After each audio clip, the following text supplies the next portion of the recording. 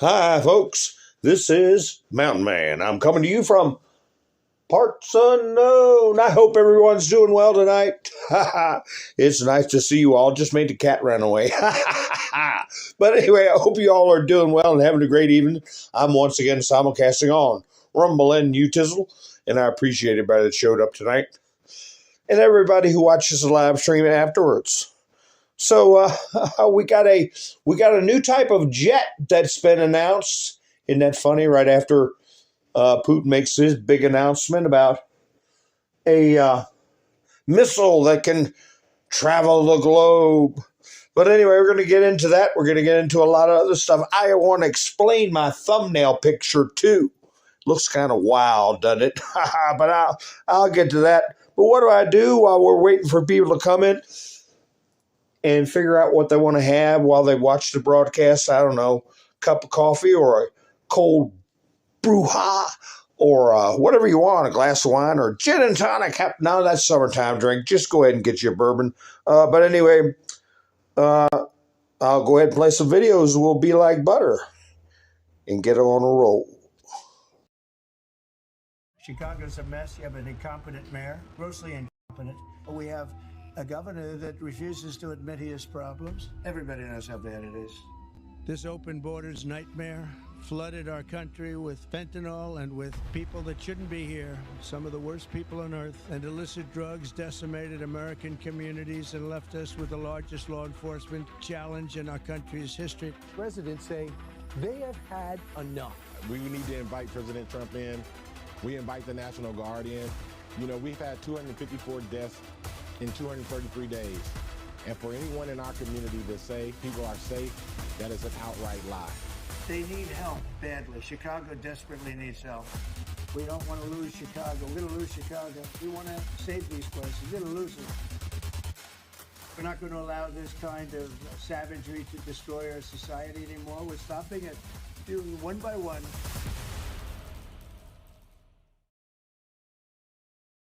He's knocking it down! Tear out the East Wing and build the ballroom of your dreams with the White House renovation playset. Swing the wrecking ball, stack the new walls, and let the president thumbs up your work while the crying liberal watches. He's knocking it down! Tear out the East Wing and build the ballroom of your dreams with the White House renovation playset. Swing the wrecking ball, stack the new walls, and let the president thumbs up your work.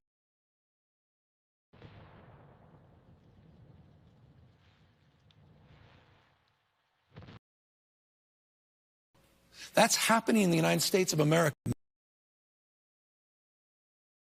Jumping out of unmarked cars.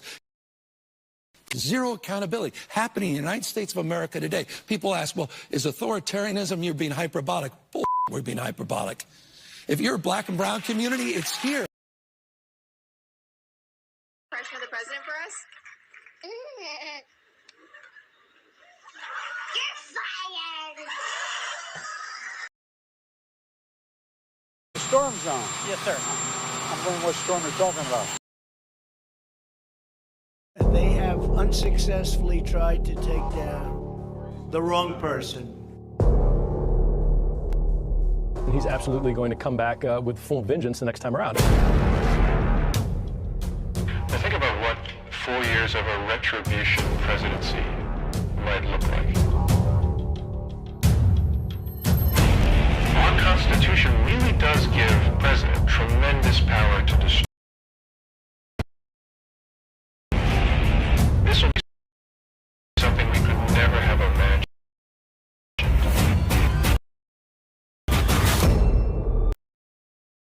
Now the gloves are off.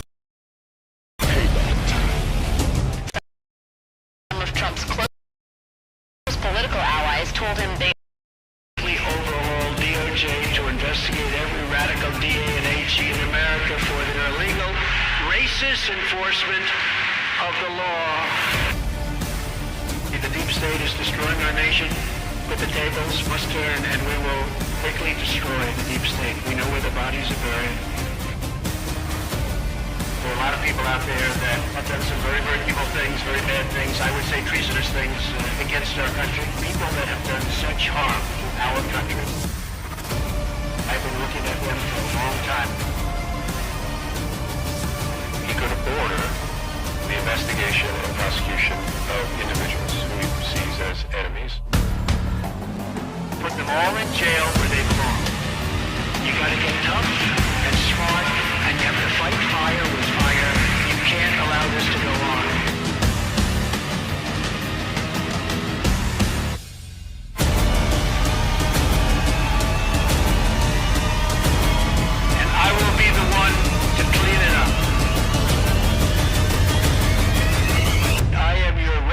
nation. We will take care of it.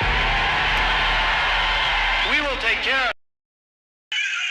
Hi, folks. Thanks for joining me. Yes, we will take care of it. I hope you all are doing well tonight. I went through and found some videos that I want to play for my intros, and I couldn't help but play that little sweetheart. Those of you who've been with me for a long time, I had this video years ago where she tells him, "You're a fire dance." They said, "Do you want to can you imitate Donald Trump?" And she said, "Yeah." And then she goes ahead and does it and makes the cutest little face at the end. Question of the president for us?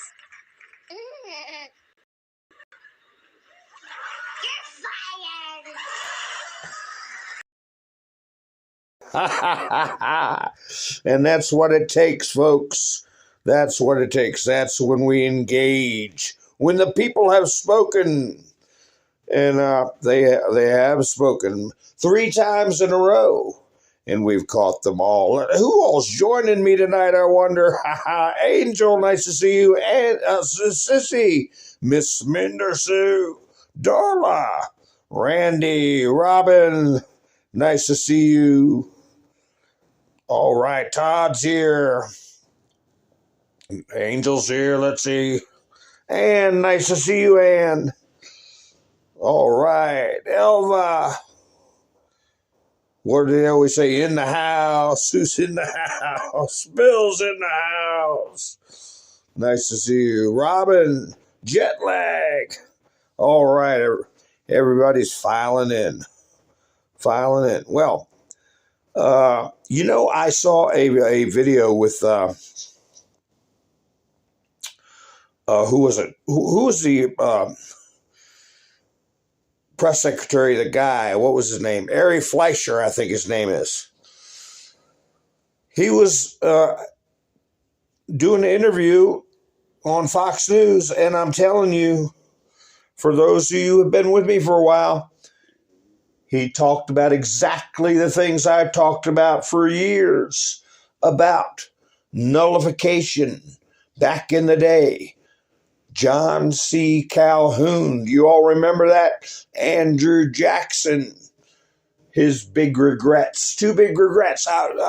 Fleischer didn't get into this, but he got into the same things I was discussing.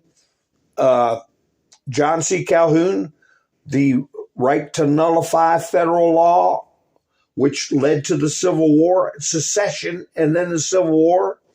And also he discussed the Monroe Doctrine. So we were ahead of time. The Mountain Man News, KNEWS, we knew already about that stuff, but the rest of the country's got to catch up to us. How you doing, Randy? And we have to be patient, to give them time to catch up to us and our foreknowledge. But anyway, what was Jackson's 2 biggest regrets when he was passing away on his sickbed, his deathbed? He had a horse that didn't win a big race. That was his biggest regret. And his second biggest regret was that he did not hang Senator Calhoun, John C. Calhoun. There's still statues of him. Wait till the lefties find those. But anyway, hey, they're doing just what he wants to do. Nullify federal law. Secede from the Union. What's the difference? So anyway, I got my thumbnail. What's this all about? What is it? It's a game. It's a video game. And a lot of you probably know that already. Some of you might not. Called Halo. And there's all kinds of memes flying around today. I got a new term. It's called Psybat. See it up top there? PSY bat. What is that?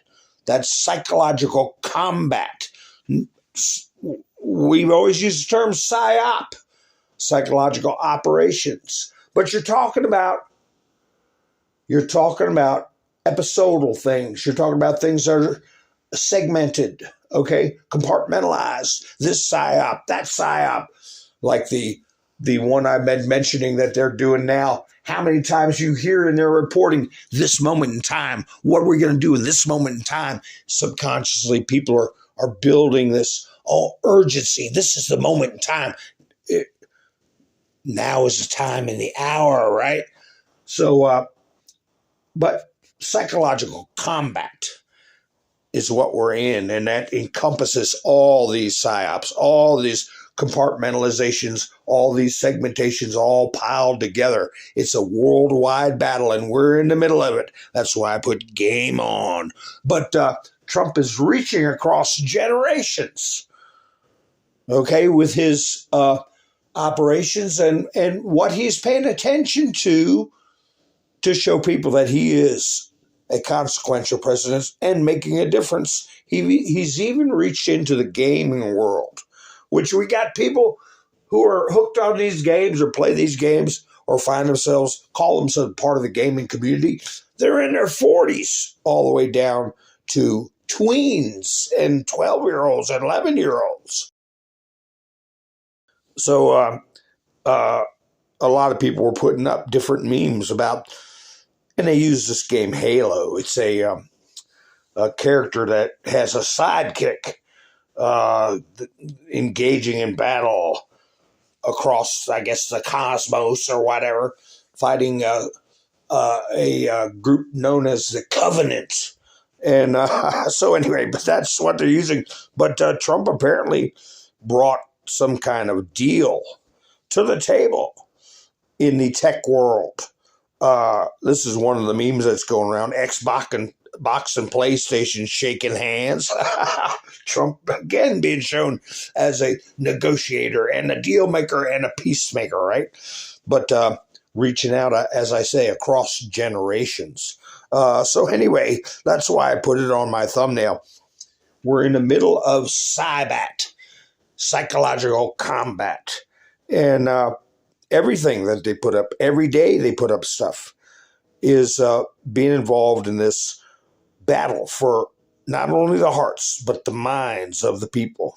So, hi, Melinda, how you doing? Nice to see you. Wayne's here. Thank you for the thumbs up, Wayne. Rubber Toes here. Yeah, if y'all think about it, give me a thumbs up. Hi, Randy. Y'all give me a thumbs up. It helps the video to get around. So now who all's in here? All right. So anyway, I got these memes off of Clandestine, and I've seen them on Telegram. I've seen them on YouTube. So they're bopping all around, and young people are talking about it, and I'll say younger people are talking about it. Whatever Trump's done to, they've taken these games and they've turned it into, well, you get to one level, a skill level, you go to the next level, or you,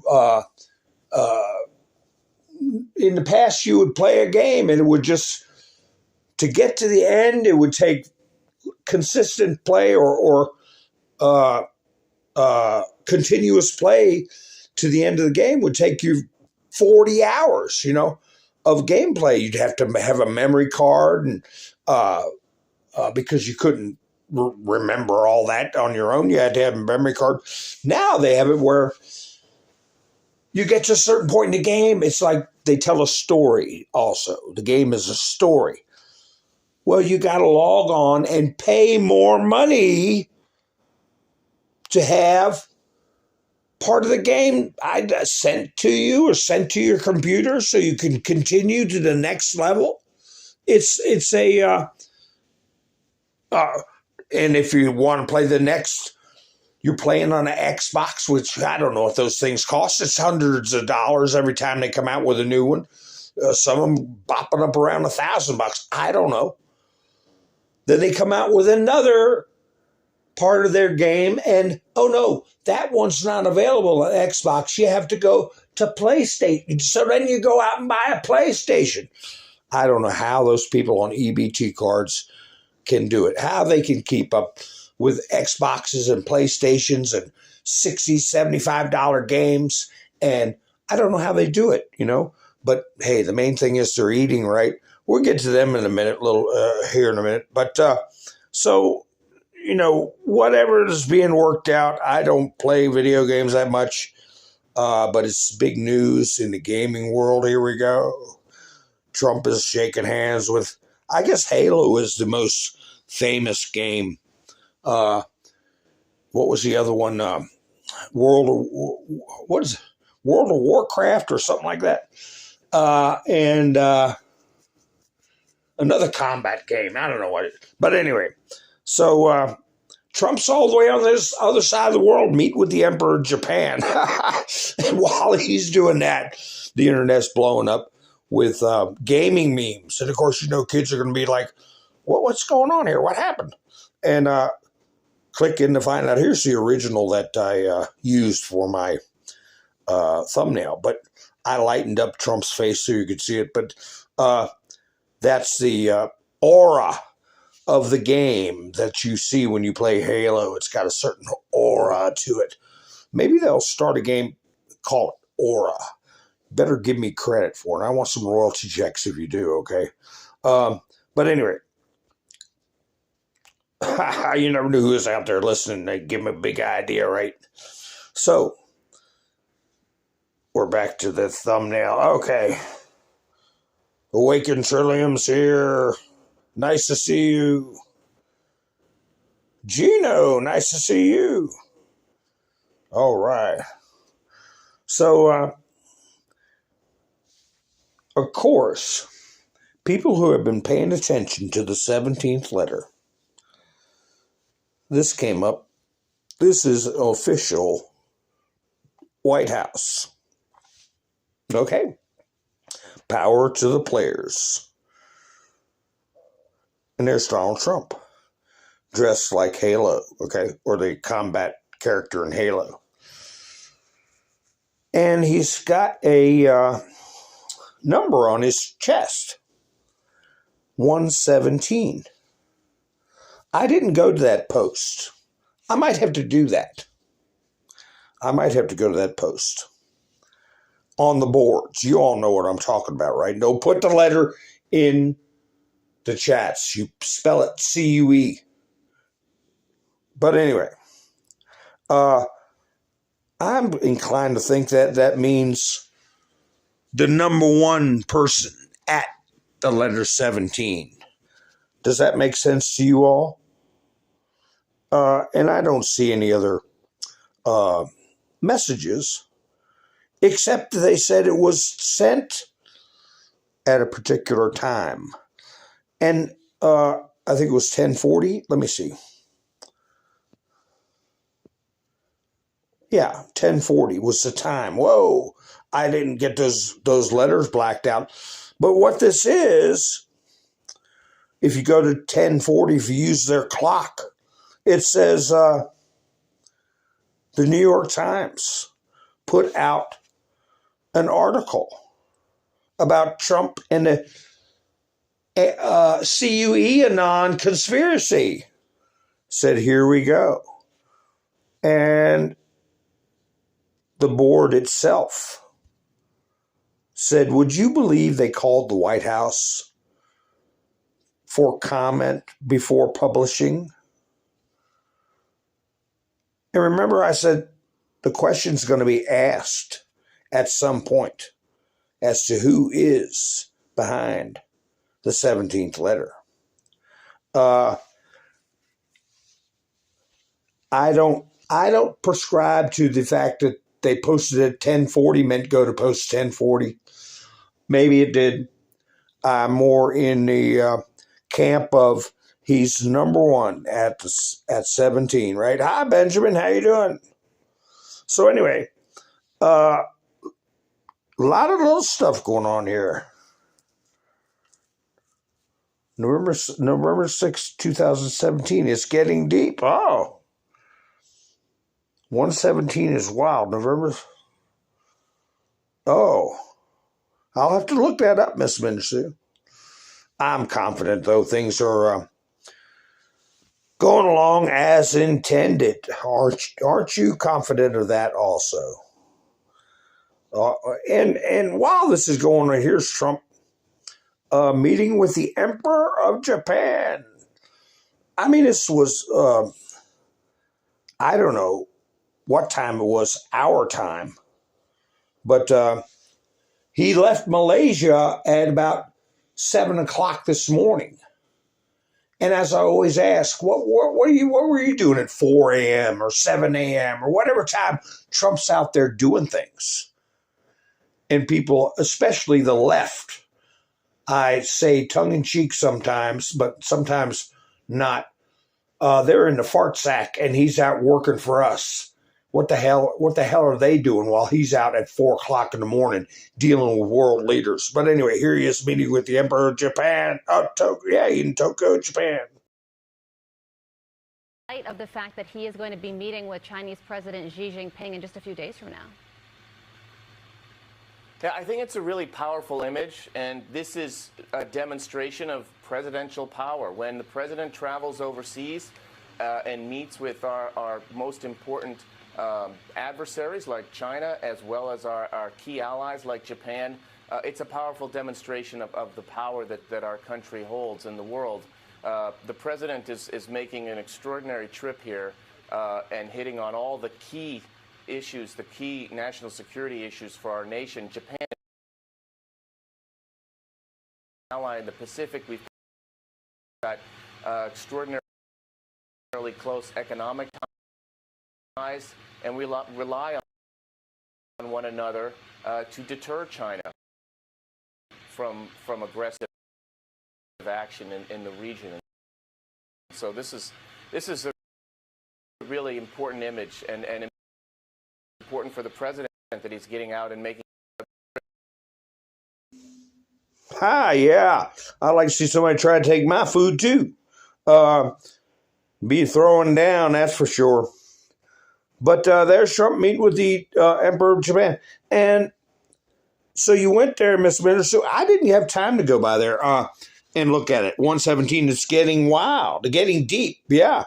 It's starting to all come together, I would say, is the best way to look at it. So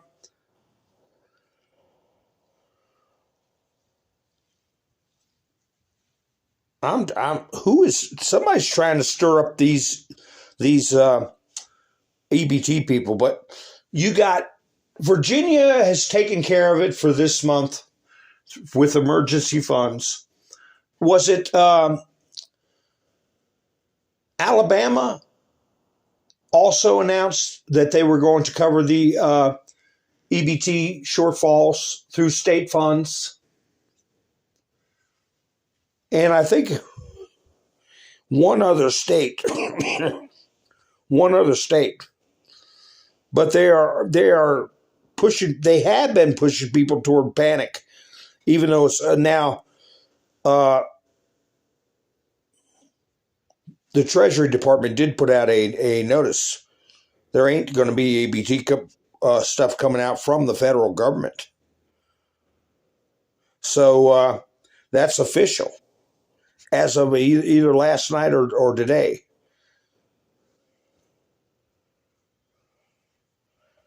Hi, Andrew. Nice to see you. And there's so many food banks around.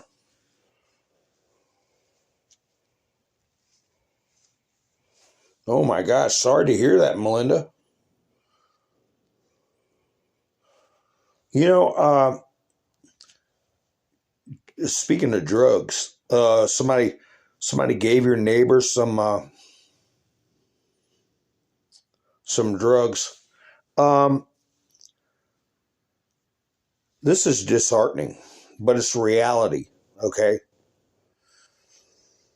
And this kind of encapsulates what we're dealing with. We're dealing with a fentanyl crisis. There are people making millions and millions and millions of dollars. Governments making millions of dollars off this drug stuff and gangs and everything else. And this person named Jenkins if I see any children dressed up in some MAGA type of costume like this little worm, I'm going to be giving them my special fentanyl-laced candy. Antifa action. Well, I certainly hope they announce an arrest. Whoever that person named Jenkins is. Because that is terrorizing the population, okay? When you threaten their children. So this guy did a video on it. All right, so this is what we're doing. Okay. All right. This says, if I see any children dressed up in some MAGA type like costume, like this little worm, I'm going to be giving them my special hashtag fentanyl laced candy. Hashtag Antifa action. Okay, well, so for everybody, there you go. This shouldn't matter whether you're Republican, whether you're Democrat, whether you're independent, whether you don't give a shit about politics. Antifa against America. That is what we have. And yet they claim that this is anti-fascism. No, what you are is a direct domestic terrorist. And I'm going to tell you what.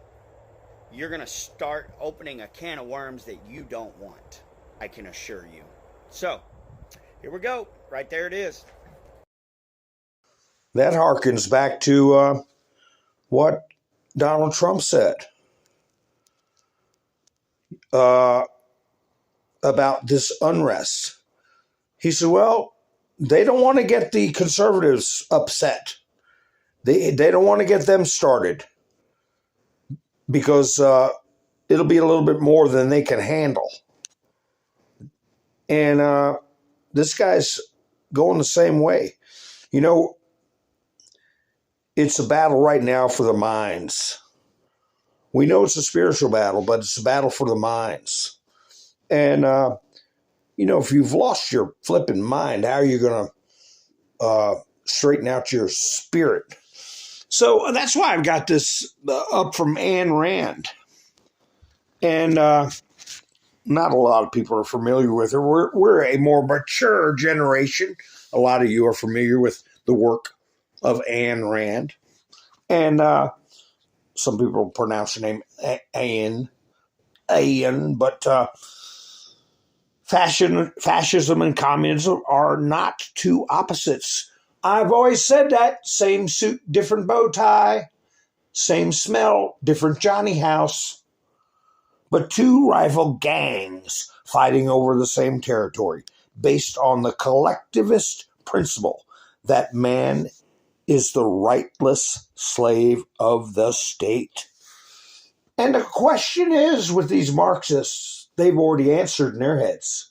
But the question for the general population, who is going to comprise the state? They've already decided. They're cronies, they're like-minded friends and family members. The big club that we're not a part of. That's who's going to comprise the state. And everybody that's outside of that boundary is a de facto slave. I've said it 100 times. And I'll keep saying it, damn it. So, it's like this. Adam Francisco put this up. Was it Adam Francisco? Yeah. Imagine being proud of destroying New York. And here she is, self-righteous, posing, Joe, I voted early for Zohran Mamdani. You ignorant ass. So you're voting to enslave me, okay? I don't have friends in your government, all right? I'm not part of the club.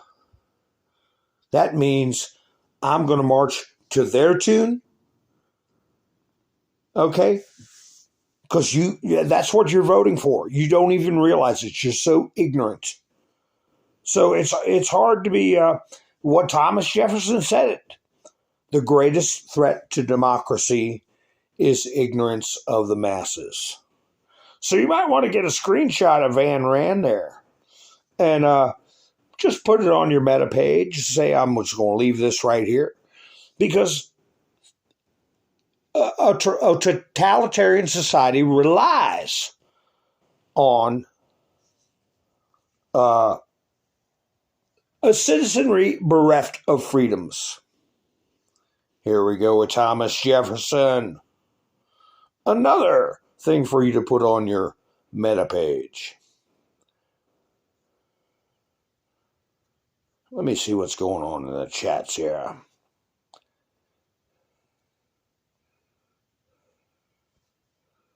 Hi, baby nurse. How you doing? Nice to see you. That's Colette. Yeah. Ben, nice to see you. Yeah, you'll be fine with food next month as long as Pritzker doesn't eat it all. They call him JB back, JB back. I want my JB back, JB back.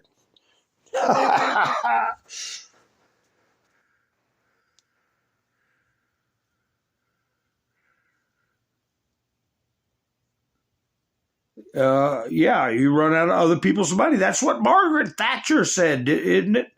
Margaret Thatcher. Anybody says there aren't good women politicians don't know the history, don't know about Margaret Thatcher. Who was the one that worked in the UN for Ronald Reagan? Oh, gosh, what was her name? Todd probably knows. I was just thinking about her the other day. Tough as nails. And smart. But anyway, here we go on with this PSYOP.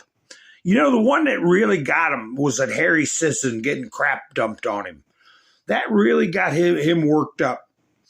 And I had this, I didn't get a chance to put it up, but here's supposed news from MSNBC. Nicole Wallace reacts to Donald Trump's vile social media post. Vile. It was funny, okay? Funny, a bunch of screaming memes getting a bunch of crap dumped on their heads. I think it's funny. Here's another thing that they keep quiet. The power to ignore, right, folks? When do you think this picture was taken? It's not now. It's not what's going on now. And I'll tell you something else. It's not when Harry Truman did his renovations. Well, he actually gutted the entire building and dug 10 stories below the White House. It was a roofless shell with an immense hole, 4 times as deep as the White House was tall under it. When Truman did it, a roofless shell standing by the sheer force of will. This picture was taken when Obama put in his basketball court. But it's just black and white. It's a good guess, Ms. Mendersu, because it's black and white photo. I don't know how to colorize it, but somebody put that up there. And I guess they publish these things in black and white on purpose. So people will think it was a long time ago rather than recent history as far as presidents are concerned. The power to ignore and the power to manipulate things in people's minds. Oh, I got to put this one up for you all to put on your meta page. It's a spiritual battle, folks. Satanic logic. He is not human. He is a woman. There you go.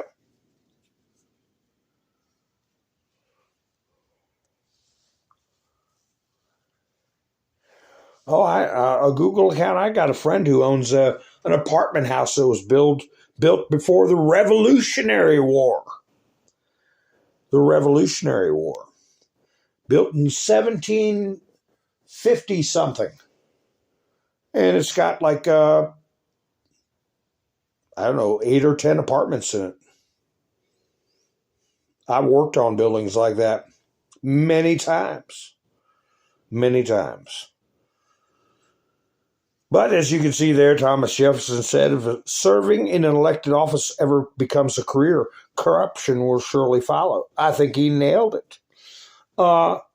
Congress only met for like 3 months a year out of the year. They didn't have to cook up new crap every hour of the day like they do now. It wasn't a career. It was a duty. They went and served. Okay? Well, they got compensated just like a soldier would. But it wasn't a daily thing.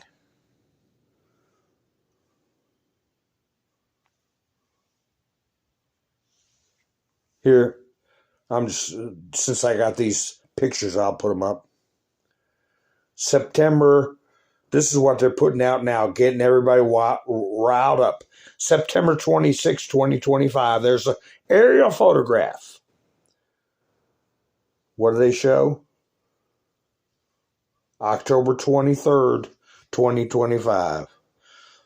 And the liberals go nuts, even though Obama did the same damn thing.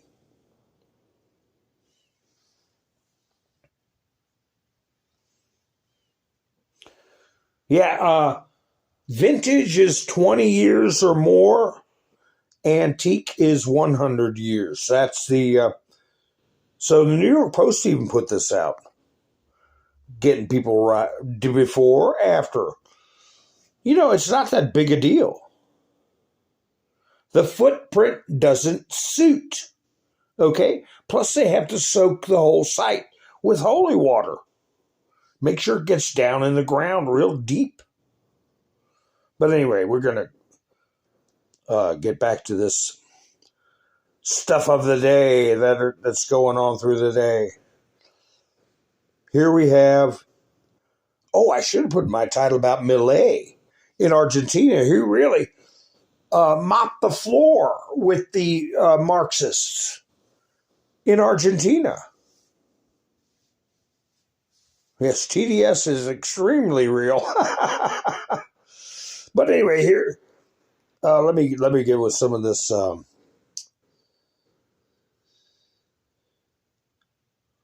Was ABC. The U.S. Department of Agriculture has posted a notice on the website saying federal food aid will now not go out on November 1st, raising stakes for families nationwide as government shutdown drags on. And the cart they show, I'm sure there's some people that buy wisely. You got broccoli, you got Brussels sprouts. Looks like some kind of whole grain rolls or bagels.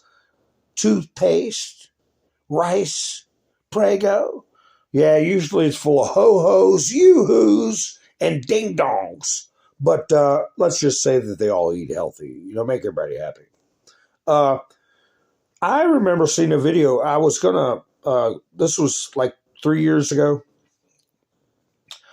I was following this young man who got a tumor. His original channel was working on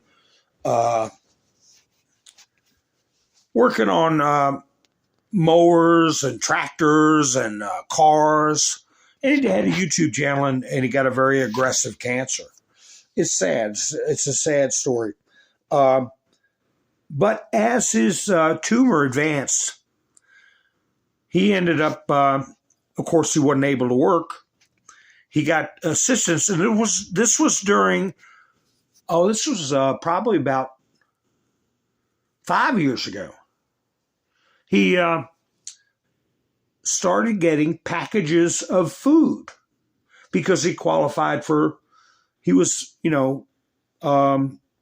terminally ill. Very short-term life expectancy.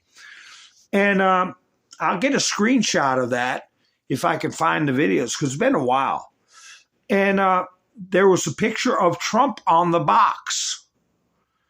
And I think it said something like American Harvest or something like that. Hi, Roland, how you doing? American Harvest or something similar. And it was kind of like a commercial version of a MRE, meals ready to eat. And I think it was a trial program to replace food stamps, where your family gets a weekly delivery, or bi-weekly delivery of certain amounts of nutritious food delivered, and that's your food. That you don't get food stamps or a card that you can sell the PIN number to and get money for drugs. I guess you could sell your food if you were really lost in the drug world. But anyway, it made me think, because I said, is Trump going to pull a rabbit out of his hat with this? People are going to get pushed to the precipice. How many times have we heard that? People don't change until they're pushed to the precipice. So is he going to come to the precipice? And I said, well, maybe Trump will bail them out with tariff money, right? But oh no, we see that there are governors stepping up, right? Some governors, Republican governors. What about the ones that are being held hostage, as they say, to these Democrat governors? Is he going to do shipments like that American Harvest box that I saw?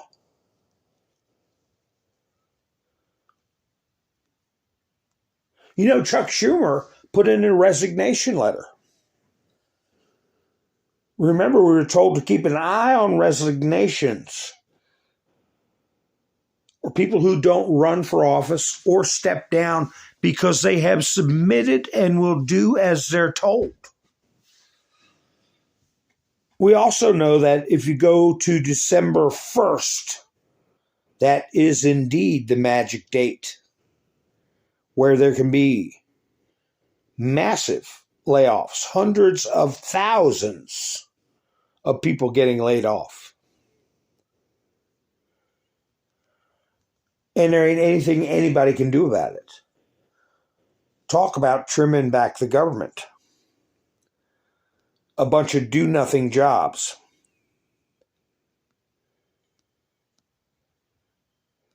I remember government cheese. That was back in the 60s and 70s. Are you in Canada, a Google account?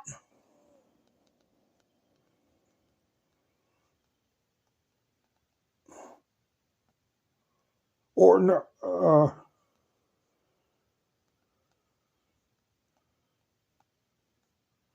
Roland's still waiting for a wife. You never know, Roland. Seek and ye shall find, my friend. Seek and ye shall find.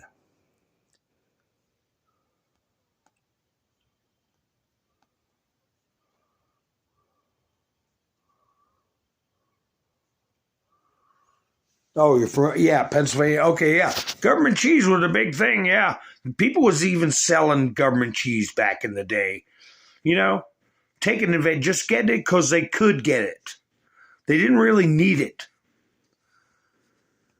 But anyway, we had some mishaps. Had a plane go down. The crew ejected. A jet went down, and a U.S. Navy helicopter crashed into the South China Sea during routine operations. Luckily, there wasn't any loss of life. 2 U.S. Navy aircraft crashed into the South China Sea in separate instances on Sunday, with no fatalities. First crash involved an MH-60 Seahawk, which went down in the waters of the South China Sea while conducting routine operations off the aircraft carrier USS Nimitz. All 3 crew members aboard were recovered by search and rescue teams. A half an hour later, a Boeing FA-18F Super Hornet fighter jet crashed in the South China Sea while conducting routine operations. The Navy statement said both crew members aboard ejected themselves from the vessel and were safely recovered. Well, thank you for that. No, the more you have exercises, training, and operations, the more chances that something's going to happen. The more times you go out and walk down the street, there's more chances something are going to happen to you. So I wouldn't necessarily look at it as a big flaw. Hi,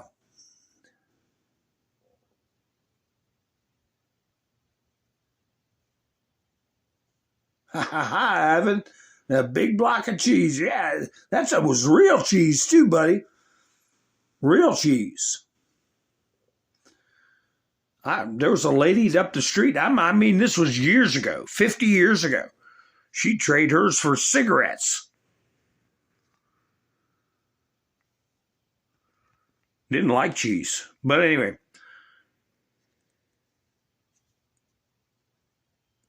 This is heating up. We heard about her being on the tax registry as a man yesterday. But now 10 people on trial for questioning French First Lady's gender. That's coming to a head in France. 10 people went on trial in Paris on October 27th for making comments about Brigitte Macron's gender and sexuality. The trial comes after she and President Emmanuel Macron filed a defamation lawsuit in the United States at the end of July in connection with online claims that Brigitte Macron had once been a man called Jean-Michel Trogneux. The French case, separate from a U.S. lawsuit that targets podcaster Candace Owens for spreading false and damaging claims, stems from a 2024 complaint by Brigitte Macron. 10 people aged 41 to 60 face trial in Paris for online harassment, carrying penalties of up to 2 years in prison. The Macron's U.S. lawsuit says the claim that Brigitte was born as Jean-Michel Trogneux is false, noting that Trogneux is actually her 80-year-old brother. So that's my French accent. So we'll see how that turns out. Poor Brigitte. They're picking on Brigitte. I guess they'll get to the bottom of it. Oh, it's not a brother, it's her father? His father? Wait. Hi, Cole. How you doing? What are they trying to pull, Miss Spender Sue?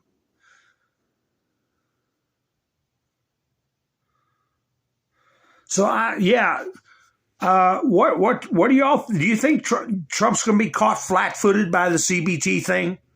You think Trump's going to be these EBT people? I'm seeing all these videos coming out of their big talk of what they're going to do. Of course, it does go into violence. They can't go without violence. What is this? Oh yeah. Experts say scandal hit the Telegraph. Oh, no wonder. Experts say scandal hit Javier Milei is out of touch after shaking Argentina with a wave of austerity measures, but foreign presence looms over the vote. Donald Trump. Could he make the difference as Argentina heads to the polls Sunday? I had this in my in my studio, but I didn't get a chance to put it up. Their next psyop is to say Donald Trump is interfering with Argentina elections, right? Foreign influence is Donald Trump, but they're saying, oh, Milei is in trouble because of his austerity measures. Well, since they posted this, Milei kicked behind and has the majority in their, I guess, parliament. So they look like a bunch of boobs.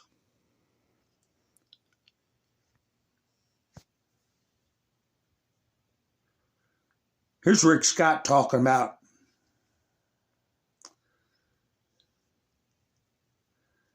Venezuela. And this was posted on Ruski News. Did you all hear this?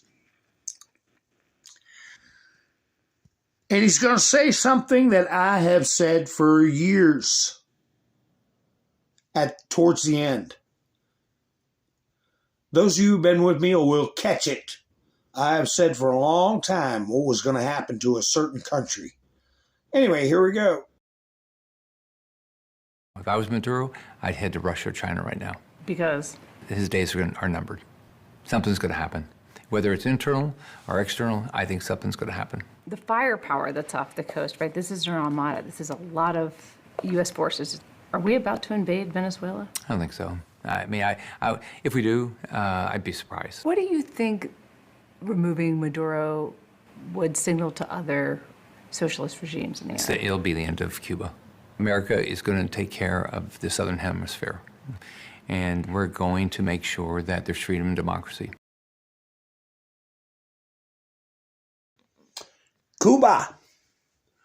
Cuba is not going to survive this and they shouldn't have been allowed to survive. The only reason we have Cuba right off our shores is because they assassinated John F. Kennedy, JFK. And he said something's going to happen in Venezuela, whether it's internal or external. And soon. He told Maduro to go to Russia or China. He didn't say go to Cuba. He didn't say to go to Brazil. They're commie states, because both those countries are going to have a change. We're not going to allow tyranny and Marxism to be in our hemisphere anymore. So anyway, did you see that played anywhere? What does Rick Scott know? He's got common sense. Trump put this up after winning 3. And now he's not letting up. He's turning up the heat on the stolen election business. Like he said, you got to give the diamonds back. After winning 3 elections by a lot, I am now getting the best polling numbers that I have ever received. People see how strong the economy is, the trillions of dollars of investment pouring into our country, the record-setting strong border. After years of millions of criminals pouring through it, totally unvetted and unchecked, ending 8 wars in 8 months. No men playing women's sports, no transgender for everyone, rapidly falling energy prices, and much more. Despite all of this, the radical left losers are taking fake ads, not showing real polls, but rather saying I'm polling at low levels. I showed you all that. It's against the law to put out fake polls. But rather than saying that I'm polling, these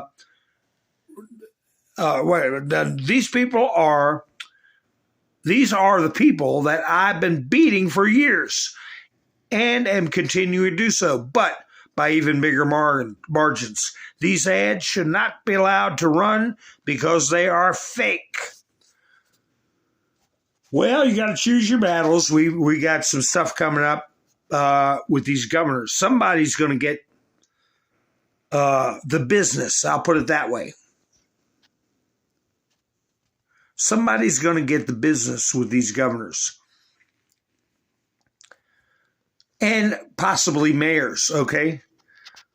Citizens Free Press put this up. And they said no comments. Let me see if this is the same one. What do you all make of this ad? I thought it was a joke. But it's not. Hi, Rabbi. Hi, Rabbi. Hi, Rabbi. Hi, Rabbi. Hi, Rabbi. Hi. We're among the thousands of Jewish New Yorkers who've been out door knocking and phone banking to elect Zohran Mamdani. We're also rabbis. We know Zohran will fight to make our city affordable and safe for our families. And for our neighbors of all faiths and backgrounds. As New Yorkers, we're also just people who live here, who don't want to get priced out of this incredible city that we call home. We know fellow Jews want to be able to afford housing, transportation, and childcare for their families too. As Jews, as rabbis, as New Yorkers, we believe that all people deserve to thrive. Zoran agrees. But let's get real. This isn't only about belief, it's about action. So let's build a flourishing city. Together, let's elect Zoran. I'd have to cuss them. I would have to cuss them, because like I said, they want to make you a slave. They want to make me a slave. Voting for a communist. Here he is. What's going on with Zoran now? He's going to have his hands full, right? 2 House Republicans are pressing the Justice Department to investigate New York City mayoral candidate Zoran Mamdani's path to U.S. citizenship. GOP reps, okay? 2 of them. What should be everybody on the Republican side and most of the Democrats, too. We shouldn't put up with fraudulent citizenship. Him and Ilhan Omar and anybody else that came here under false pretenses. There was a Judge Napolitano, yeah, here he is, on Newsmax. You don't see him on Fox News anymore. Intent to deceive. Mamdani citizenship called into question. Are we seeing, with Chuck Schumer bowing out, is he playing a role? Is he like Mueller was, Bob Mueller? My opinion on that matter, that he was put up there. They built things up for Mueller time. This is it. Yeah, everybody paid attention to those hearings with Bob Mueller, and he performed terribly and disappointed the left. But he put out facts that there was nothing inappropriate with any member of the Trump administration or Donald Trump. And it got all eyes focused. Because you can say the truth till your eyeballs fall out of your head, but if nobody is listening to you or hears you say it, it doesn't matter. So is this Zoran guy being put forth to focus on what can happen to your freedoms if you let people come in here that don't want to be a part of the American experience, want to change this country rather than join this country? Is he being put in as an operation to focus people on what can happen to their way of life? Just like this here. Is this an operation? Outrageous that Jack Smith is pushing for public testimony. The left grabs at every straw in the broom. They can't get their feet on the ground for something solid to go after Trump. I mean, for crying out loud, they're dressing up like blow-up dinosaurs and frogs.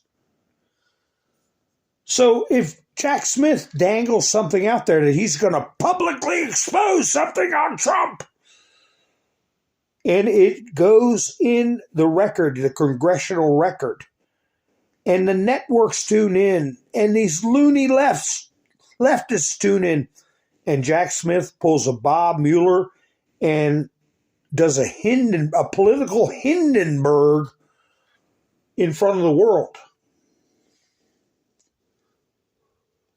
Of course, all this will happen after people get pushed to the precipice, after they don't get their food stamps, after they don't get all these goodies they're promised. So I don't know. We're dealing with very sophisticated psychological operations. It's a psychological combat that we're in. Everything has a theme. Everything is designed by the left to influence people, and we are the counter-influence. I'm funny, Miss Ministry said. Well, you got to laugh at some of this stuff. I put in my thumbnail about this bat plane. And I showed you yesterday where Putin had announced a new generation of nuclear-powered missiles. They don't need rocket fuel. They don't need jet fuel. Kerosene. That's all jet fuel is anyway. But we should go down to the airport and get unleaded premium put in a plane that was half price of the airport. We'd haul it in gas cans.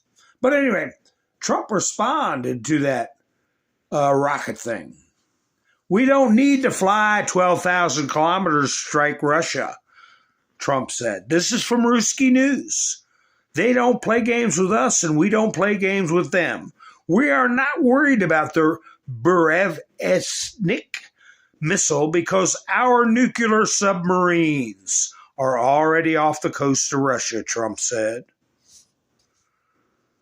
So he's responding. You don't hear any of that going on because they don't want to show that there is actual tension between Putin and Trump because they want to continue the sub-narrative that Trump is beholden to Putin, Russia, Russia, Russia, right?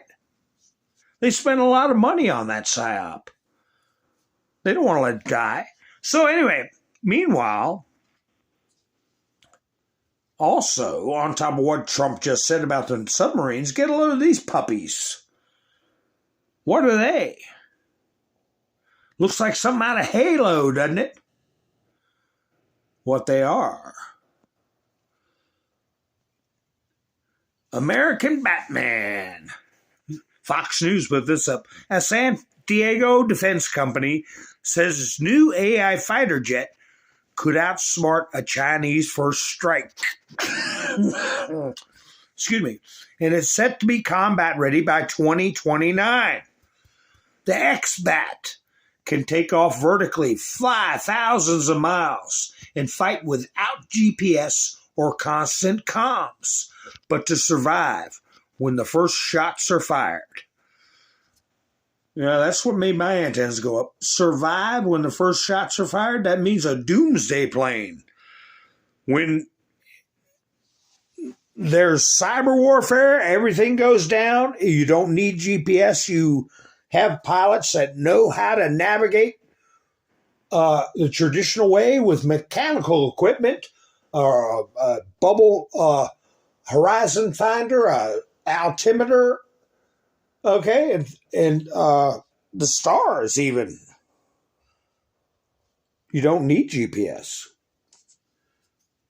America's Batman air fighter jet built to outsmart a Chinese first strike. Well, it's more like survive. So anyway, there they are, lined up, ready to take off vertically. What are the implications for that as far as aircraft carriers go? How many could you get on an aircraft? They say thousands of miles. How many is thousands? Here's a picture of one of them.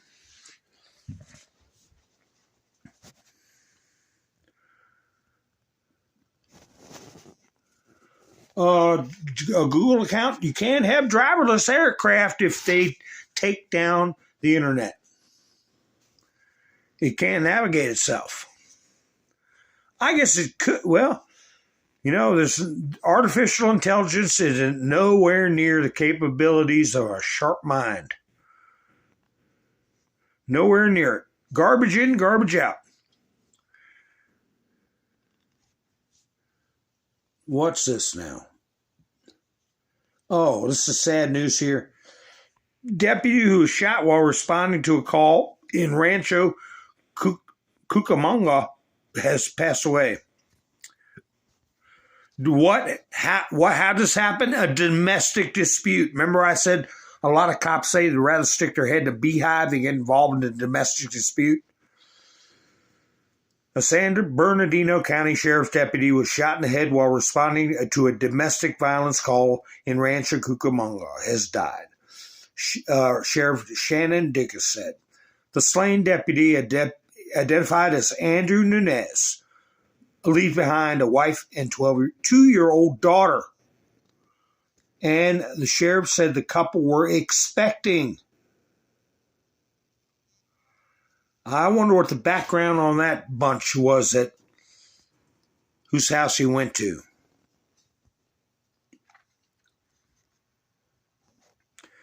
Anyway, I hit that button. It was right next to the next follow-up one on Putin and Ukraine, but that is tragic.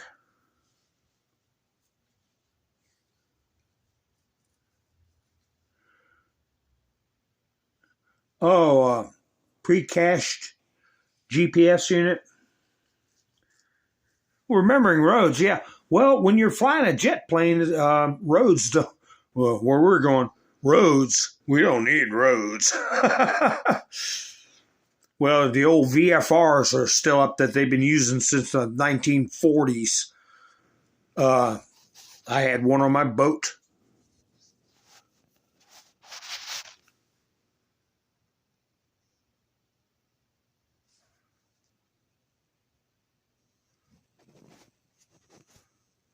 Well, yeah, if the Chinese take down our internet, there'll be a lot of people freaking out. It'll make food stamps look like nothing.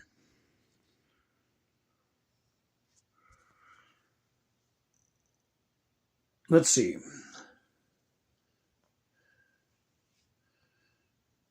President Trump said that President Putin should end the war in Ukraine instead of testing a nuclear-powered missile, adding that the U.S. had a nuclear submarine positioned off the Russian coast. Now, who is that? Newsmax. See, nothing about this from ABC, CNN, just what we used to consider, and to some extent, the fringe news. The fringe news and Russian news, but they don't allow people to publish Russian news.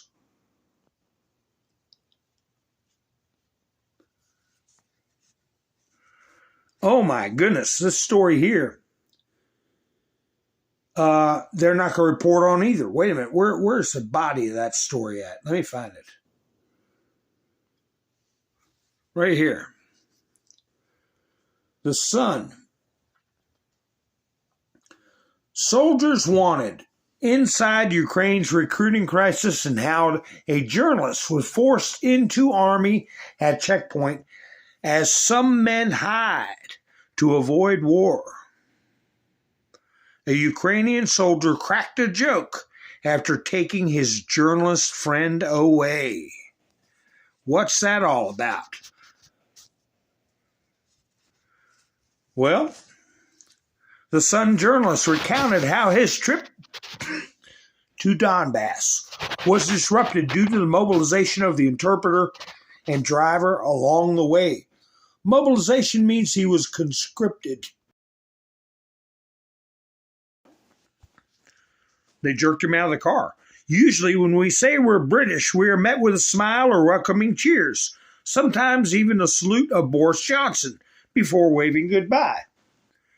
But not this time. No smiles, no jokes. Instead, we were to witness the ruthless side of Ukraine's recruitment crisis. Over the next 8 hours, my Ukrainian friend and colleague, a journalist I've worked with for many years, was forcibly conscripted into his country's armed forces. Our 3-person team was torn apart. My friend, whom I will call D, was deprived of his freedom. Photographer Peter Jordan and I were left without an interpreter. Our dangerous, costly, and long-planned reporting trip went up in smoke. I don't know what will happen to D. So maybe you all will work with Trump in your reporting to put an end to this conflict rather than push for stories, which is what you get in ongoing wars, right? Ukraine and the EU will prepare for a ceasefire plan within 7 to 10 days, but Putin is unlikely to accept it, said Zelensky. And the EU is pressuring Zelensky to give up territory in the Donbass region. So maybe if those guys, if their friends, those reporters, can make it 7 to 10 days and they help end the war by fairly reporting, maybe they'll survive. Who knows? This is Adam Francisco. Again, Stephen, hi Jackie, how you doing? Rain, nice to see you.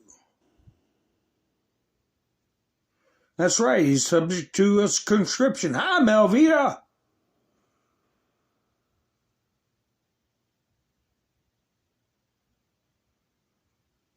Oh, I know what you mean. I know what you mean, a Google account. But I was navigating way before GPS. Way before GPS. Use the stars and VFRs and your regular hardware, your regular gauges and instruments. So anyway, Stephen Queen never learns. Looks like he needs to release another apology for lying again. What? What are you talking about? Stephen King said, Trump says he won't invite either team playing in the World Series to the White House. He can't rise above his petty political concerns, even for the great American game. If anything, it shows what a louse he is. That's it. Readers added context. The claim stems from a fabricated screenshot. Fact checks and the White House confirm no such post exists. The image came from a satire account like the Babylon Bee or the Onion, which isn't even satire, it's just stupid. It never appeared on his platforms. Think you'll get a correction from Stephen King or have the post taken down? I think not. Here's Trump tightening, I guess I'll say noose, but tightening the screws. I'll say tightening the screws on Russia. The volume of oil that India purchased from the U.S. in October reached 540,000 barrels per day. From us, the U.S., 540,000 barrels. A record high since 2022, reports the Economic Times. If the data is to be believed, the U.S. will continue to displace Russia from the oil market, but it won't stop there. Gas will follow. And this is from Ruski News, so they know. Trump is going to turn the screws on him. You know, he can do all that and not skip a beat. He put this out today. Donald Trump in the Oval Office, getting ready to leave our imprint on the world. Make America great again. It's a worldwide operation.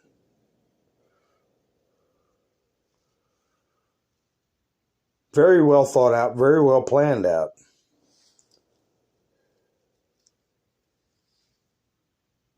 Here's Trump. This is going all over the place. I've seen a lot of them with music, different songs. Trump dancing with the Malaysia, welcoming folks. And this one Trump posted. I think he liked this the best. But I got to watch it when I play them because of copyright strikes. So what I'll do is I'll play it and you all get to hear it. But later on in later broadcasts, the music might get taken out and my video might get taken down while the music's being edited out. I don't know if that's going to happen or not. This morning, I got a notice from YouTube about a video that was over a year old. I had to go back and take the music out of a video that was over a year old while Biden was president. Just a short clip with music in it. So anyway, you never know. I'll go ahead and play it.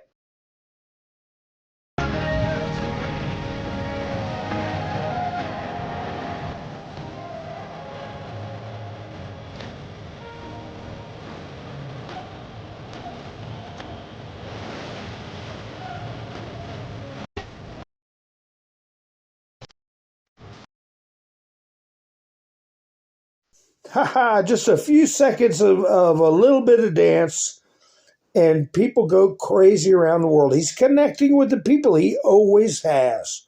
Well, certain people he doesn't connect with. Oh, this is back to the gas thing. Johnny Maga. Johnny Maga said, just paid $2.79 for gas at Shell, the lowest I can remember since COVID. Thank you, President Trump. I talked to my plumber Intel the other day. He got it for $2.54. How much are you all paying for gas now on a days?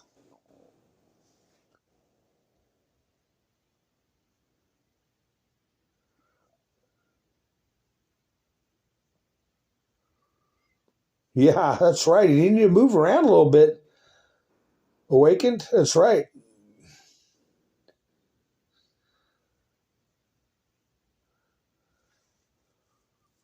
Oh. What's going on, Melvita? Oh, pneumonia's tough. But defeatable. Defeatable. Let's hope that he recovers from that, Melvita. Oh, Sissy's paying $3.29. Illinois, a blue state. Oh, my God. That's hard to get out of that one where you got them taxing their own taxes. $2.49, Cole said, in Missouri. $2.61 in Wisconsin. That's close to $2.54. You know, where the $2.54 is parts unknown. Ha ha ha. Somebody at $2.39. Who was that? Oh, $2.36, Lori said. All right. Well, let's go. I think it's going to settle out at $1.99.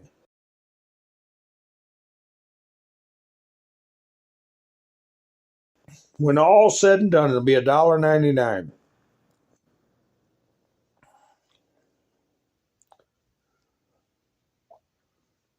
Let's see. You know, this creature, James Carville, he's looking more and more decrepit every day. And I don't think it's because of the A-chrome. He's just always been decrepit looking. And I don't know who this old buzzard is he's talking to over on the other side, but they keep doing this subliminal garbage about the Nazis over in Germany, right? Subliminal. Since they know, well, we can't come right out and say it. We got to come out with other stuff. Like, where's this post? Hold on a second. About our border, our chief of ICE. Where is he? Oh my goodness. Don't tell me I don't have it. They put up a picture about him, claiming he looked like somebody from the Third Reich. Oh, I'll come across it in a minute.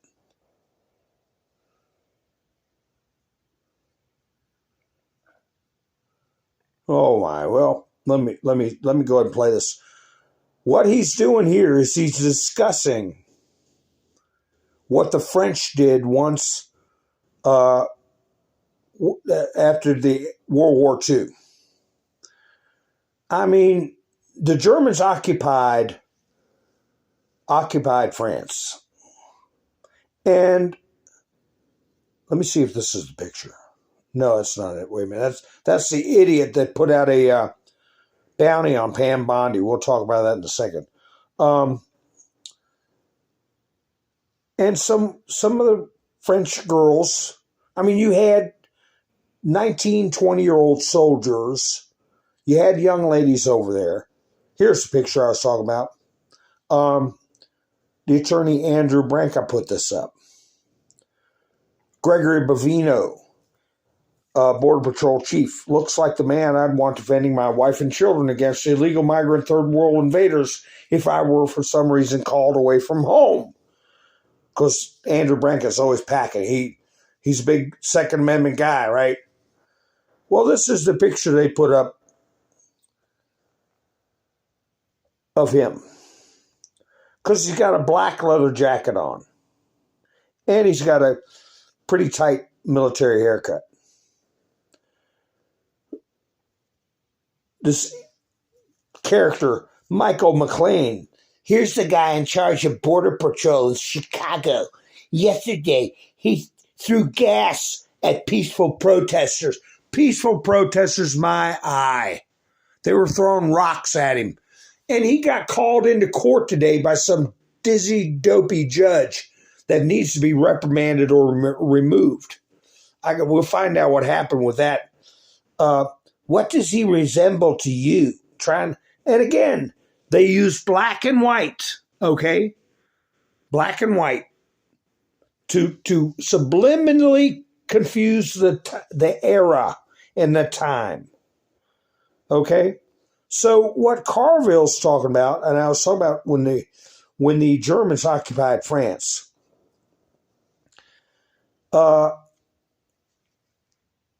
you can teenage boys or 20-year-old boys and girls, it doesn't matter, when the moon hits your eye like a big piece of pie, right? So you had, love affairs and, stuff like that. Anyway, after the end of the occupation, they made a lot of the girls that were involved with German soldiers shave their heads and march them down the streets. And worse than that. So anyway, here's Carville talking about what he would like to do to Republicans if they win the midterms. You know what we do with collaborators. Right. These corporations, my fantasy dream is that this nightmare ends in 2029.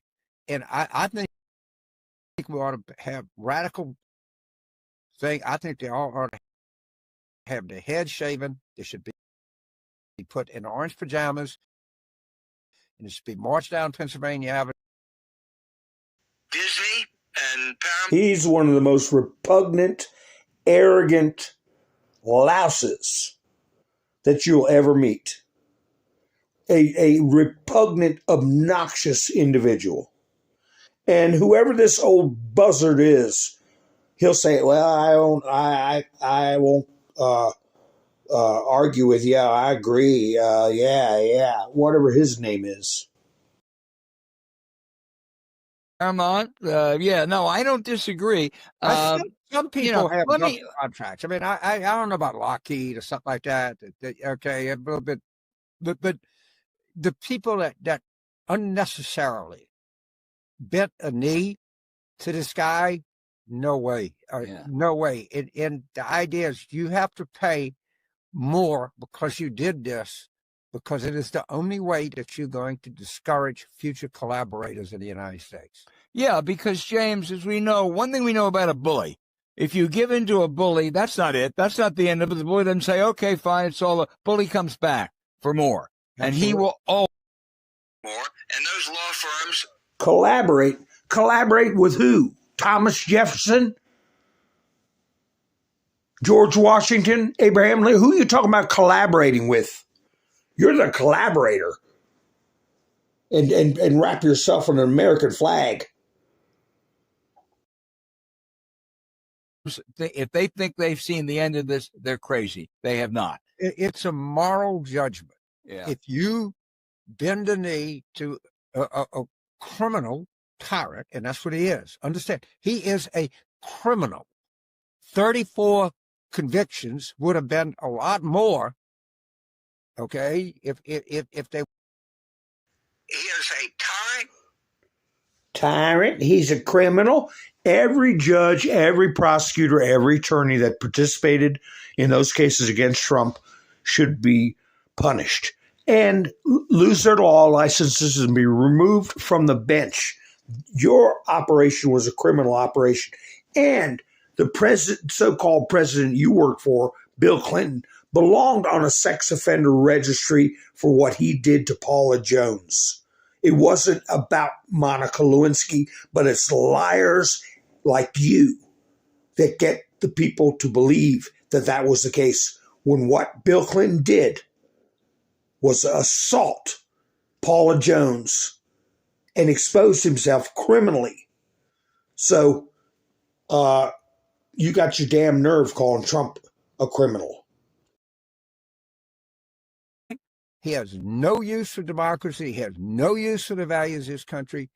And you are collaborating with this, and it will bring eternal shame to your company. It just makes me miss the notion of Andrew Jackson,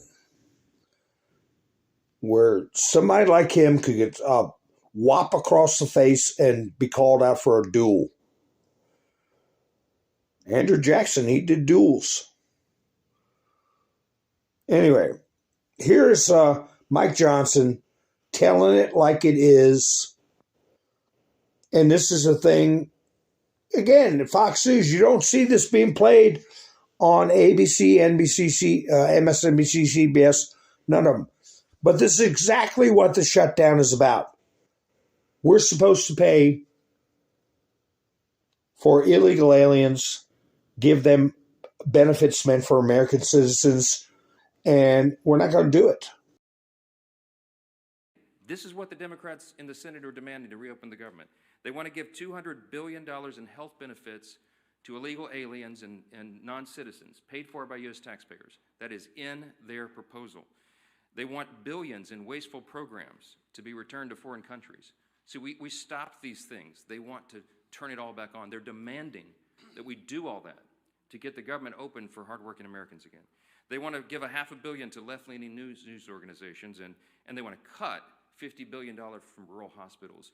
We will not do those things, and they know that very well.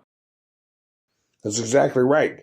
That's the whole reason this shutdown is going on. But it brings me back to the notion, is this going to drag on to December 1st? Because that's the magic date where we can eviscerate many of these do-nothing jobs, socialist jobs, crony jobs, so we don't end up like Venezuela. Here you go, Venezuela before and after socialism. Again, something else for you to get a snapshot of and put on your Meta. I don't know, Rain, if he would ever come to repentance. No, he's too arrogant. I don't believe he can be.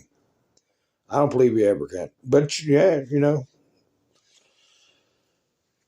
who knows? Here's occasional Cortex.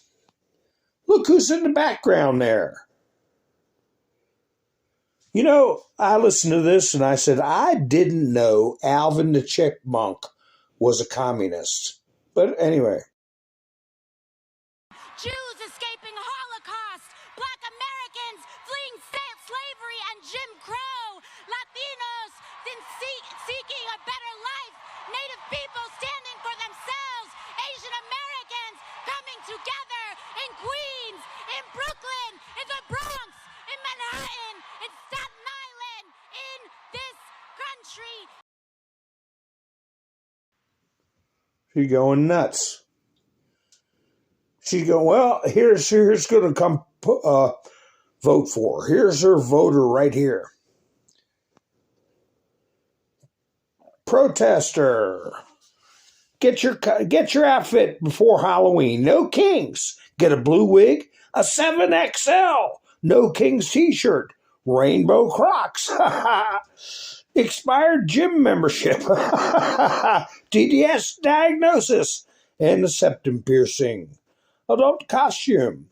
Boy, that is a demographic you're looking at. That is a BMI index. And they all say, well, we're going to go on strike and we're not going to have any physical relations. You're missing out because you voted for Trump. Well, I don't think anybody's really missing out. So anyway, here's Pritzker. How long do you think it's going to take for people to come out with a montage of clips from him? Because here he is denying that the left is portraying Trump as a Yahtzee or Adolf himself. I haven't suggested that Donald Trump is Hitler. I wouldn't say I don't that think about- any Democrat has. I actually and I think it's a smear that they project back on to critics. But J.D. Vance called Donald Trump cultural heroin. He called him America's Hitler. I mean, the attacks on Donald Trump as a fascist came from 3 generals who worked for him. I mean, the most brutal critiques have come from people that have seen him far more closely than you or I combined. They play that crap. See how they play that crap? Those comments came from 3 generals that worked for him. Well, of course, because they've been in the Pentagon for 30 flipping years when Trump came into office. They were already there. But they say, oh, those were Trump's generals, and his own generals are. He didn't pick them. He got rid of them. But that's the game they play. And these smooth-brained leftists fall for it every time. I'll get to this Pam Bondi thing real quick. Speaking of getting rid of people, Pennsylvania police. Oh, no, this isn't. Oh, I thought this was the bomber. Some guy put out a thing for Pam Bondi for $45,000. This is another nitwit, Dalton Lee Jackson. Pennsylvania police officer opened fire on a man driving a Mercedes G-Wagon, a yuppie antifizzle, after the man started ramming his car into officers. He's lucky he didn't get penetrated. Okay, I put a lead injection. He's lucky. He almost did. 21-year-old Dalton Lee Janizek has been arrested as facing attempted murder charges after a routine traffic stop. Maybe he was on drugs or something. Who knows? Here's the video clip.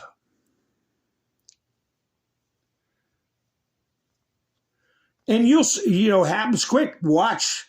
You'll see the police officer is standing outside the car at the driver's side door when this guy pulls his stunt. Girl.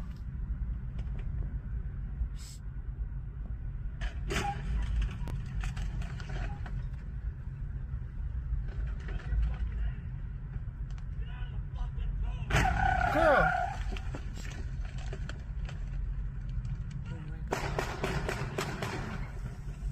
Oh my god. Oh my god. Oh my god. What the fuck did we... That officer delayed. He delayed. He could have done it a lot sooner.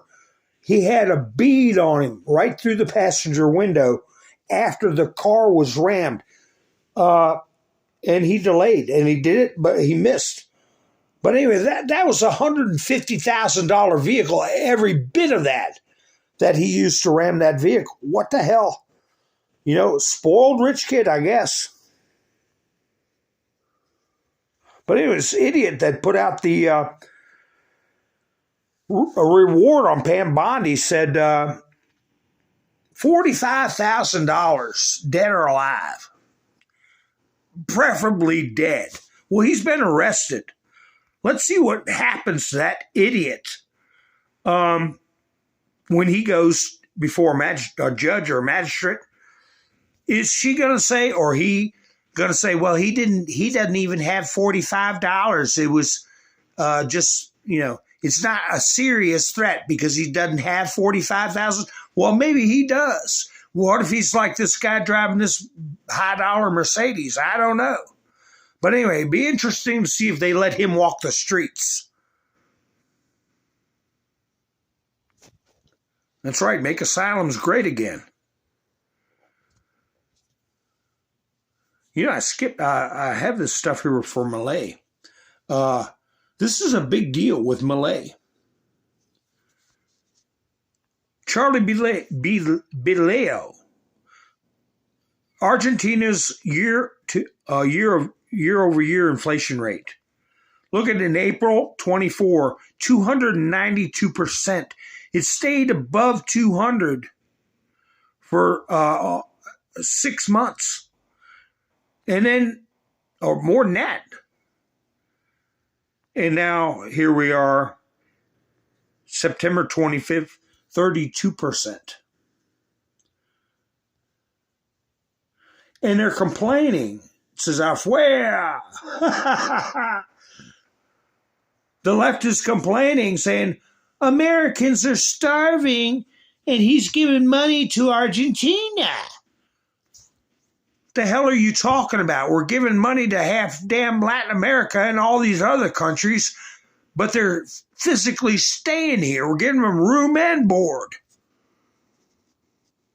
What do you want to move? If half the population of Argentina came to the U.S., it'd be all right then, wouldn't it?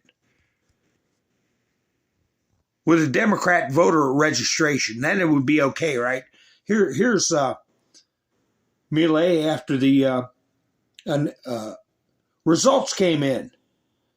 He's pumped up as usual.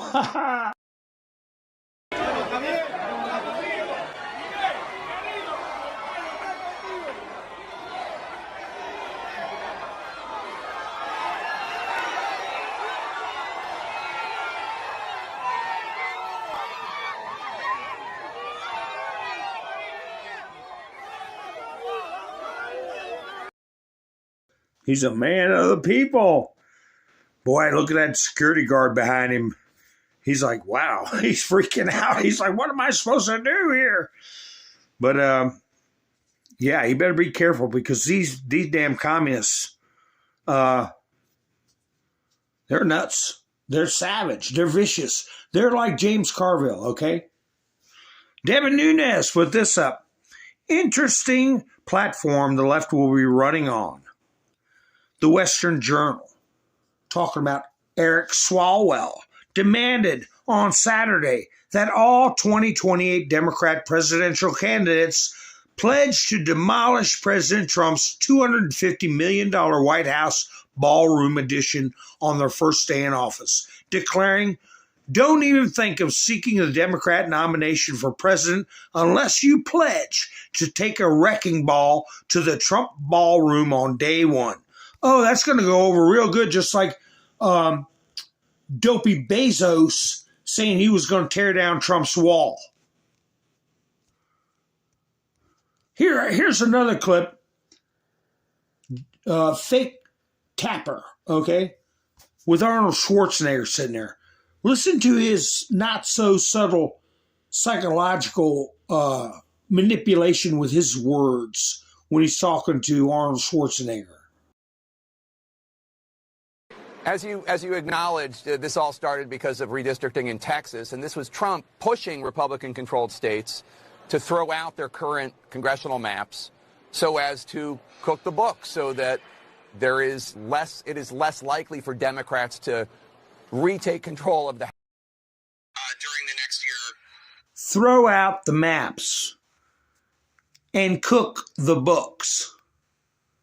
You know, the Democrats we have got 6 states in the Northeast without 6 separate states of our union do not even have one Republican representative in Congress. That's how severe they have gerrymandered for decades. And you have Republicans now saying, well, we're going to change the maps because populations change, situations change, and you have to be representative of the people.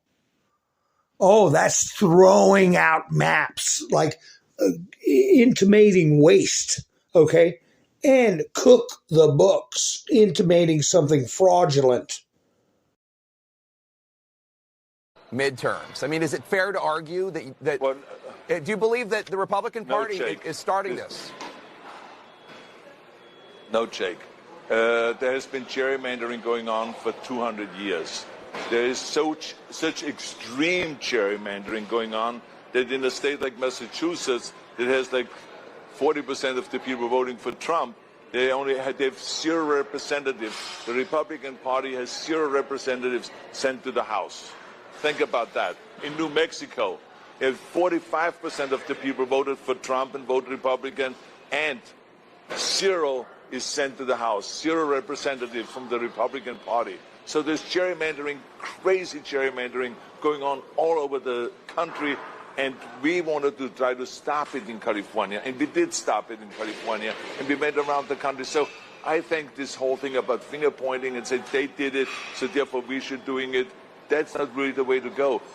The one party should outperform the other party. It should be performance. And when it comes to midterm elections, as you know, always the party that is not in the White House usually wins by 20, 25, 30 seats. So what does 5 seats matter in the first place in Texas? It is crazy. Yeah. We should outperform them. That is the way they act. Well, Arnold's being a nice guy, and he was a politician for a time. But you see how every issue, they pre-plan their statements, and every word they use to manipulate people psychologically. Every word on every issue. Well, this guy got through the little censorship bubble, I would say. It's quick. And I wish this is Sky News, not to be confused with Sky News Australia. But this is a semi-liberal outfit, and watch how quick they shut him down. Listen to what he says. It's funny. To borrow a phrase from Donald Trump, London's turning into a shithole under Sadiq Khan. Okay, I think we'll leave it there. Raheem I'm sure you the will. editor for... Thanks for joining us. To borrow a phrase from Donald Trump, even though he didn't even say it. But people agree with him. And this is New York Post.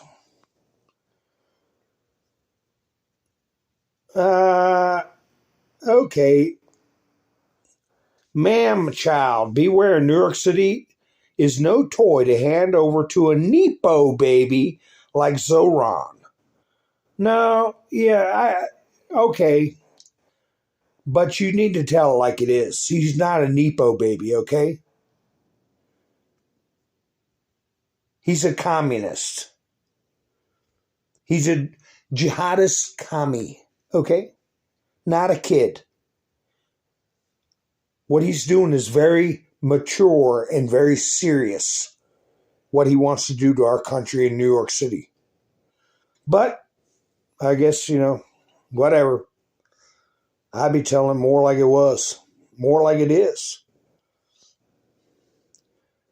Welfare, this is from Citizen Free Press. Welfare use by household. Native born, 39%.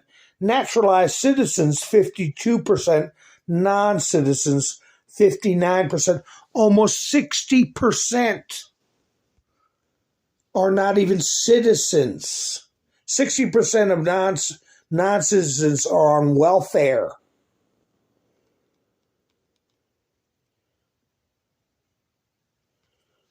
Cash, food, Medicaid, homes.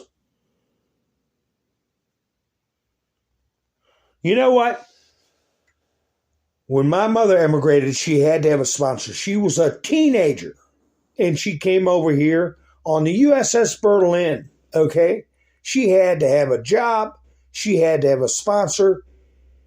She had to go a period of years, abide by the law, and be self-sustaining. And if something happened where she couldn't take care of herself, she had to have a sponsor that would. So she didn't become a burden on our country. She became a benefit to our country. That has all been gone by the wayside, all been thrown out the window. We have all these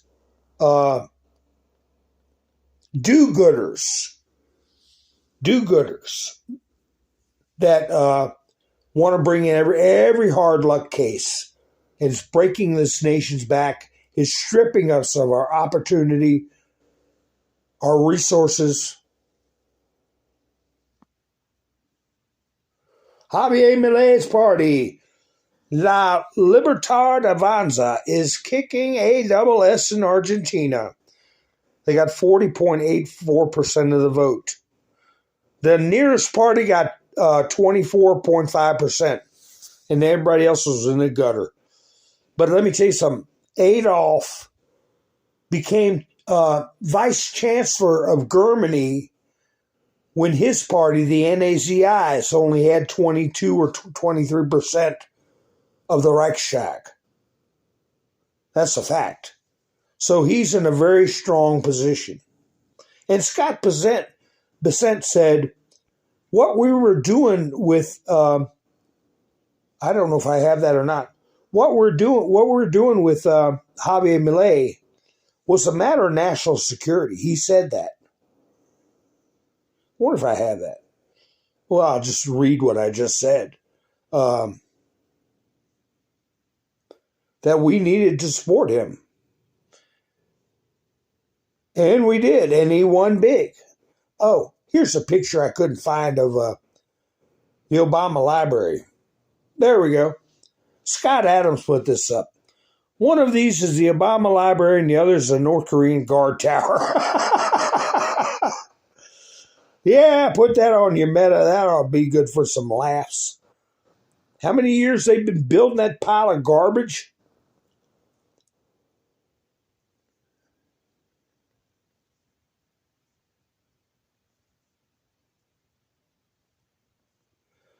Oh, my.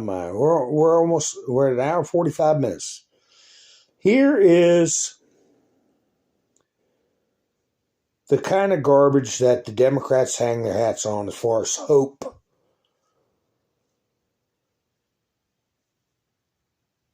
Where'd she go? Here she is.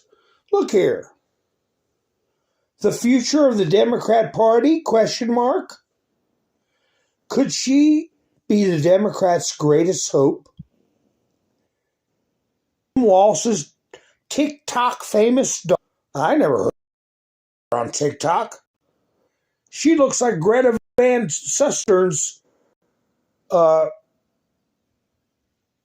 was going to say, I'll say malnutritioned twin. Anyway, she looks like a little Greta. Since the election, USA Today put this out. Since the election, Hope Walsh has gained 500,000 TikTok followers, posting from her home in Bozeman, Montana. She courts Gen Z women. Oh, that's real hard to do. Harris won young women by a lesser margin than former President Joe Biden in 2020. Oh, yeah, Joe Biden, that was really good there. With her takes on pop culture and politics. Trump's electoral victory was due in part to wooing since about how to win over the constituency. While it's still unclear if her online followers were translated into Democrat voters, Walsh is connecting with her core audience, women under the age of 35. She's trying to offer a humanizing, the Republicans are dehumanizing, right? Place to talk about politics where there's social media presence as an alternative Americans split on major issues and lawmakers struggle to lower the temperature. Oh, they're really lowering the temperature, all right. Right Swalwell, tear down the ballroom. Right Carville, shave everybody bald and spit on them in the streets. But anyway, the 2024, and put bounties out on people, right? The 2024 election turned out the way it turned out, and there's no going back at this point. So all we can do is move forward in my eyes. Walsh tells USA Today, invoking, "We're not going back," slogan of the Harris campaign. What the hell are you talking about? Going back to what?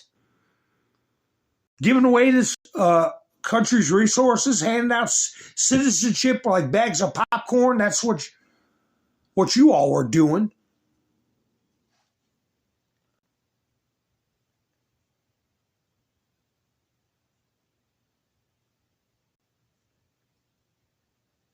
Let me see what's going on.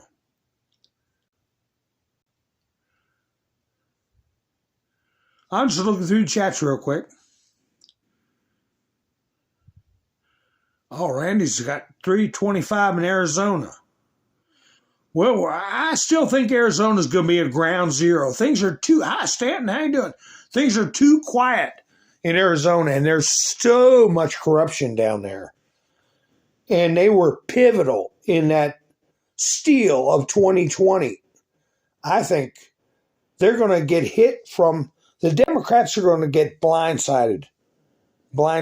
And I think it's going to start in Arizona. That's just my feeling, my bone feeling. Bay freeze fears. Washington is barreling into its 5th week of a government shutdown. And despite a handful of payday deadlines for federal workers fast approaching, there's been little progress made towards turning the lights back on as Senate negotiations remain deadlocked. Sorry, we are closed. So I might use that for a thumbnail down the road. I don't know. I'd like for it to say, sorry, we've been fired. Where's that article about December 1st? As the second longest federal government shutdown in U.S. history approaches the 4th week, the future of supplemental nutrition by SNAP is in peril, causing some people to call for a change. Plans come Halloween. Nonprofit groups, parents, and dietitians are among those calling on community members to hand out non-perishable food items along with candy. Oh, give them what, a can of beans? In order to potentially assist some of the 42 million Americans currently served by SNAP. Well, there's 2 states that already guaranteed November. So it's less than 42 million. But you can't expect accuracy from these idiots.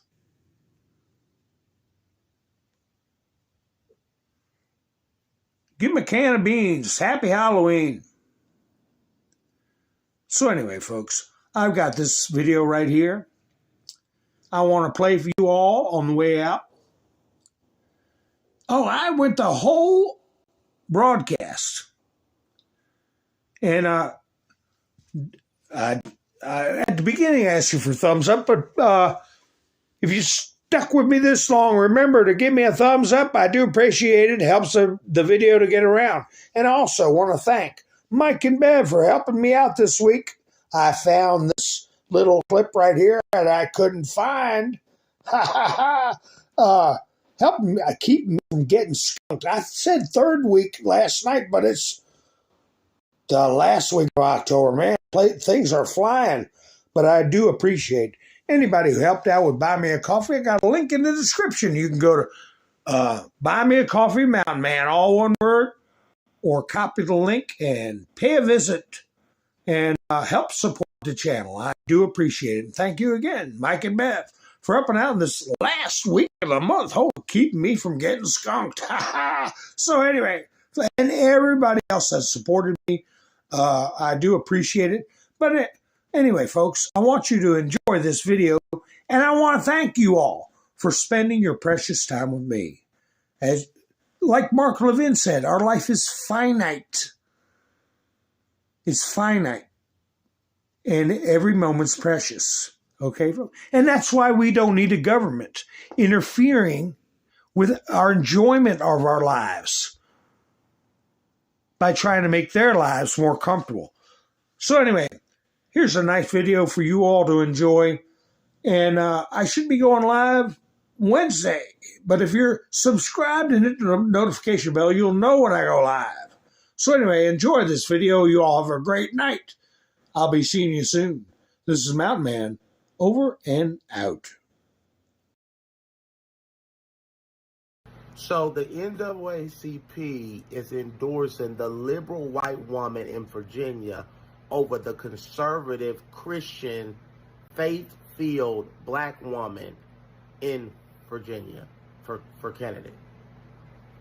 The NAACP needs to be disbanded. This is an organization that I have no respect for, that at one time did so much for the African American experience in this country, has now become a laughingstock and a joke, has become an organization with no morals, no values, and doesn't represent the civil rights movement that were led by mostly a lot of Christian ministers. It has become a Marxist organization that endorses transgenderism, that destroys the black community, that endorses everything demonic and evil about that's toxic about the black community. You have a woman, they would endorse a white woman, a liberal white woman, over a black woman just because she has an R in front of her name and not a D in front of her name. If they were really about black people, they would endorse candidates based off policies. They would sit down and interview candidates and see what they have to offer the black community. But the NAACP has become an arm of the Democratic Party. They're not a real organization that makes any change. They're not helping homeless black people. They're not helping strugglers black people. They are a joke as an organization. They've been a joke for a very, very, very long time. They've done nothing since the civil rights movement for black people. And they're trying to hold on to relevance by endorsing like anybody actually still cares about the NAACP.